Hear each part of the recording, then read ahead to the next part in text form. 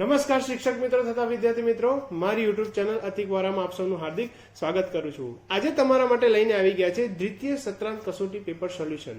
મિત્રો, આ વિડીયોની અંદર આપણે પેપરના તમામ પ્રશ્નોનું સોલ્યુશન જોવાના છે, જેથી કરીને તમે છેલ્લે કોમેન્ટ કરી શકો કે તમારા કેટલા માર્ક્સ આવ્યા। જો મિત્રો તમે પહેલી જ વખત આ ચેનલ પર આવ્યા હોય તો ચેનલને સબસ્ક્રાઇબ કરજો અને બેલ આઇકન જરૂરથી પ્રેસ કરશો, જેથી આવનારા તમામ ધોરણના અને તમામ વિષયના પેપરના સોલ્યુશનની નોટિફિકેશન તમને મળતી રહે। આ સાથે આ ચેનલ પર કેટલાક મજાના બાળભીને ગીત, સ્કૂલની અવનવી પ્રવૃત્તિઓ, એક્ટિવિટીઝ અને સાથે વાર્તાઓ અને બીજા ઘણા બધા મજાના વિડીયો મૂકેલા છે, જે આપ નિહાળશો।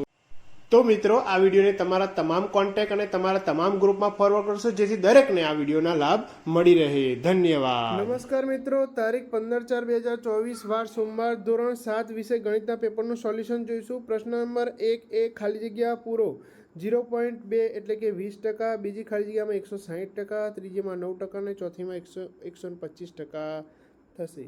પ્રશ્ન નંબર 1 દાખલા ગણો, તો 4 દાખલા આપણે અહીંયા ગણેલા છે એ જોઈશું। પહેલો દાખલો, 50 વિદ્યાર્થીમાંથી ગેરહાજર વિદ્યાર્થીઓ 10 છે, તો 100 વિદ્યાર્થીમાં કેટલા થશે? તો 100 × 10/50 બરાબર 20% વિદ્યાર્થીઓ ગેરહાજર ગણાય। બીજો દાખલો છે, 40 ટેલિવિઝનમાંથી 28 ટેલિવિઝન ખરાબ છે, તો 100 ટેલિવિઝનમાં કેટલા ટેલિવિઝન ખરાબ છે? આવી ત્રિરાશિ મૂકતા 100 × 28/40 બરાબર 10 × 7 બરાબર 70%, એટલે 70% ટેલિવિઝન ખરાબ છે। ત્રીજા દાખલામાં પણ એવી રીતે ત્રિરાશિ મૂકી 100 બાળકોમાંથી ગણિત ગમતું હોય તેવા બાળકો 40 છે, તો 30 બાળકોમાંથી કેટલા હશે? તો 40 × 30/100 એટલે 4 × 12 બાળકોને ગણિત ગમે છે તેવું આપણે કહી શકાય। ચોથો દાખલો છે, 100 લખોટીમાંથી રમેશને અપાતી લખોટી 80 છે, તો 50 લખોટીમાંથી કેટલી અપાશે? તો ત્રિરાશિ મૂકી સાદુરૂપ આપતા આપણને જવાબ મળે છે 40 લખોટી રમેશને અપાશે। પ્રશ્ન નંબર 2 નીચેના વિધાનો ખરા છે કે ખોટા છે તે જણાવો। પહેલું ખરું છે, બીજું ખરું છે, ત્રીજું ખોટું અને ચોથું ખોટું છે। પ્રશ્ન નંબર 2 દાખલા ગણો, તો આ 3 દાખલા આપણે નીચે ગણેલા છે તે જોઈશું। તો ચલો, પહેલો દાખલો છે, એમાં મૂળ કિંમત 15,000 છે અને નફો 10% છે। આપણે શોધવાનું છે કે કેટલા રૂપિયા નફો થાય છે। તો 100 રૂપિયાની મૂળ કિંમત પર નફો થતો 10 રૂપિયા, તો 15,000ની મૂળ કિંમત પર કેટલો? તો ત્રિરાશિ મૂકીને જવાબ છેદ ઉડાવતા તો આપણે 1500 રૂપિયા નફો મળે છે। શિવરાજને 1500 રૂપિયા નફો થયો એમ કહેવાય। બીજા દાખલામાં મૂળ કિંમત 300 રૂપિયા છે, ખોટ 20% જાય છે, તો વેચાણ કિંમત શોધવાની કહે છે। 100 રૂપિયાની મૂળ કિંમત પર ખોટ 20, તો 300 રૂપિયાની મૂળ કિંમત પર ખોટ કેટલી? તો 300 × 20/100 સાદુરૂપ આપતા આપણને મળે છે કે 20 રૂપિયા ખોટ જાય। તો આપણને 20 રૂપિયા ખોટ મળી, આપણે શોધવાનું છે શું? વેચાણ કિંમત। તો વેચાણ કિંમત બરાબર મૂળ કિંમત ઓછા ખોટ બરાબર 300 - 60, એટલે વેચાણ કિંમત કેટલી થશે? 240 રૂપિયા થશે। તો રમીલાએ આ પુસ્તક 240 રૂપિયામાં વેચ્યું એમ કહેવાય। ત્રીજો દાખલો જોઈશું કે 120માંથી વધીને 1500 રૂપિયા થાય છે, 1200માંથી વધીને 1500 રૂપિયા થાય છે, તો 100માંથી કેટલી થશે? તો 100 × 1500/1200 એટલે કે 1500/12 બરાબર 125% વધારો થયો। એટલે વસ્તીમાં કેટલો વધારો થયો? 25% વસ્તી વધી એમ કહેવાય। પ્રશ્ન નંબર 3 કિંમત શોધો। 4/5 × 3/7 એટલે કે 4 × 12 35। બીજો દાખલો છે, એમાં -8 × 6/4 આ ભાગાકાર છે અને ગુણાકારમાં તો અંશ છેદ થઈ જાય, છેદ અંશ થઈ જાય, ગુણાકારમાં આવી જાય અને પછી આપણે છેદ ઉડાવતા -2 × 6 બરાબર -12 જવાબ આવે। પ્રશ્ન નંબર 3 સંખ્યા રેખા પર નિરૂપણ કરો। તો આપણે આ 3 સંખ્યાઓને સંખ્યા રેખા પર નિરૂપણ કરીએ છીએ। -1 એ અહીંયા છે, 1/2 અને 1 અહીંયા છે। 3ને આપણે રાઉન્ડ અપ એવી રીતે કર્યા છે। એ રીતે બીજી 3 સંખ્યા છે એને આપણે આ સંખ્યા રેખા પર બતાવેલી છે।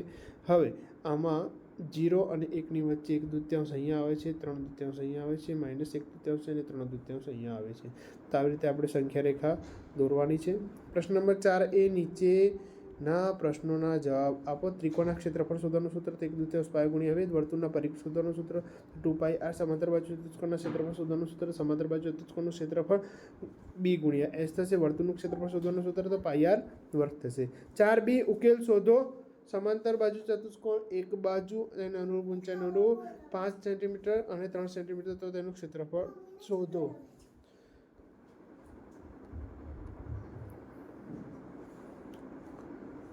તો 4b આધાર ઊંચાઈ h 5 અને 3 તો સમાંતર બાજુ ચતુષ્કોણનું ક્ષેત્રફળ b ગુણ્યા h, તો 5 ગુણ્યા 3 15 સેન્ટીમીટરનો વર્ગ થશે. બીજું, આધાર અને ઊંચાઈ 5 અને 4 છે. કાટકોણ ત્રિકોણનું ક્ષેત્રફળ બરાબર 1/2 પાયો ગુણ્યા 2, 1/2 5 ગુણ્યા 4, તો કેટલું થશે? 4 5 24/2 એટલે 10 સેન્ટીમીટરનો વર્ગ થશે. ત્રીજું, r એટલે 14 મિલીમીટર ત્રિજ્યા, તો વર્તુળનું ક્ષેત્રફળ બરાબર 22/7 ગુણ્યા 14 ગુણ્યા 14, એટલે કે 7 દુ 14 છેદ ઉડાવતા છેદ આપણને છેલ્લે જવાબ મળશે 616 ચોરસ મિલીમીટર થાય. નેક્સ્ટ પ્રશ્ન નંબર 5 એ એક વાક્યમાં જવાબ આપો. 4x માં x નો સહગુણક જણાવો, તો સહગુણક 4 છે. બીજામાં સજાતીય પદો કયા છે? 9x અને 3x છે. ત્રીજામાં જે પદાવલી 3 પદ હોય તેને ત્રિપદી કહે છે. ચોથું, 9x માં xy નો સહગુણક શું છે? 9 છે. પ્રશ્ન નંબર 5b એની કિંમત શોધો. તે દાખલા આપણે અહીં ગણેલા છે. તો જો p બરાબર 3 મૂકતા આનું સાદુરૂપ આપતા આપણને 14 મળે છે. બીજામાં m બરાબર 2 મૂકતા અને સાદુરૂપ આપતા 1 મળે છે. ત્રીજામાં z બરાબર -4 મૂકી અને સાદુરૂપ આપતા આપણને -16 મળે છે. તો આ પ્રમાણે દાખલા ગણવાના છે. નેક્સ્ટ પ્રશ્ન નંબર 6a સાચો વિકલ્પ પસંદ કરી જવાબ લખો.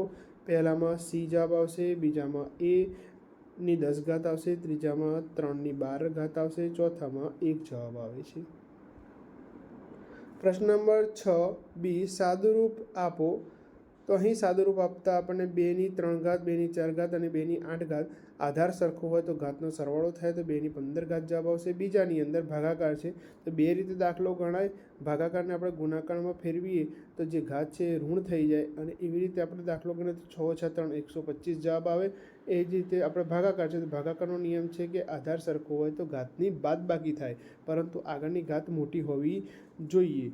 તો એમ કરતાં આપણને 5 ની 3 ઘાત એટલે 5 × 5 = 25, 125 જવાબ એમાં પણ એ જ આવશે.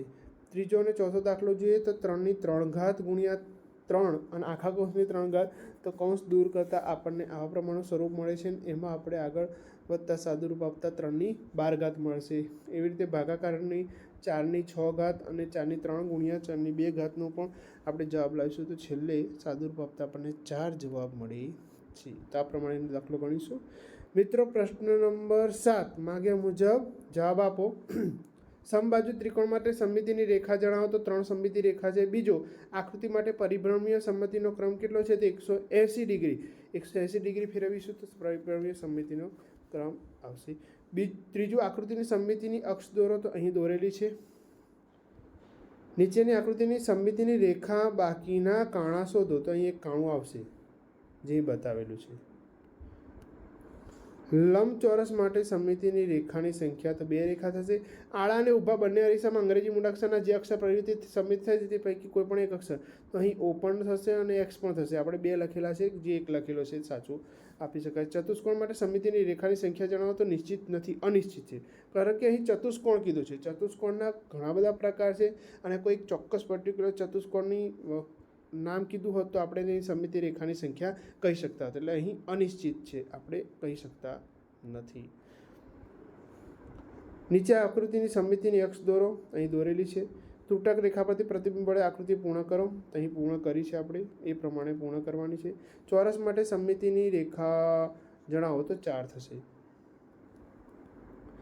પ્રશ્ન નંબર 8 એ માગ્યા મુજબ જવાબ આપો. નીચેની આકૃતિ માટે તેનો બાજુનો દેખાવ કેવો હશે? તો અહીં બતાવેલો છે. આ આકૃતિ માટેનો સામે દેખાવ અહીંયા બતાવેલો છે એ પ્રમાણેનો. અહીંયા આપેલા આકૃતિનો આકાર એ આ પ્રકારનો હશે. નીચેની આકૃતિ માટે સામેનો દેખાવ બરાબર છે, આ પ્રકારનો હશે.